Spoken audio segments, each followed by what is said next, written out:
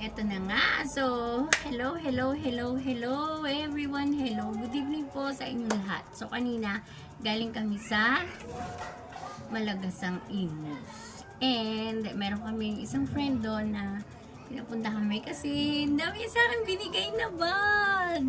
See? See? Ang dami niya binigay sa akin na bag. So, ngayon, i-flex ko isa-isa ha. Para naman makita nyo kung ano yung mga bag na yon. So, ito. Yee! Alam niya kasi favorite ko yung bag.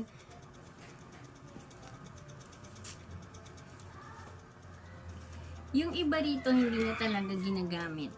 Hindi niya pa nagamit. Diba? Ganda niya. Bag siya. Pero hindi ko pa iti-try kasi isa-isahin ko ipakita sa inyo. Yan. 1. Ito raw itong mga to, yung iba bigay sa kanya na hindi niya ginamit. Yung iba naman binili niya pero isang beses lang niya ginamit. Di ba? Sinan! Di ba? Ganda! Oh. Hindi niya pa talaga ginamit to. Di ba? Oh. Ay, sobrang touch. Alam mo ba? Si Ate Marian Bustamante. Yan na, sinabi ko na. Si Ate Marian, na-meet ko yan doon kay Prof. Doon siya nag-work. Ngayon, naging friend kami. Kasi, syempre, chinika-chika ko. Plastic lang. Oh, hindi hindi ko pinaplastic yun. Look. And, look. Yan. Nagpapatunay lang to na kapag mabait ka sa isang friendship. Diba? Ay, ang ganda. Nadagdagan na naman yung collection ng bag ko.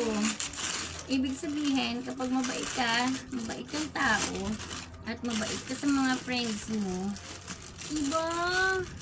Grabe yung biyaya. Hindi lang bag yung binigay niya sa akin. Binigay niya din ako ng mga damit. Pero bukas ko na yun.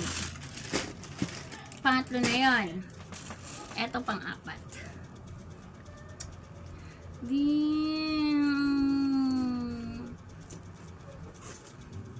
Diba?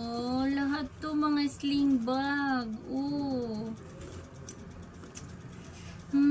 Ang dami kong OOTD. So, pwede akong gumamit mula Lunes hanggang Linggo. Kasi 10 piraso tong bag na to.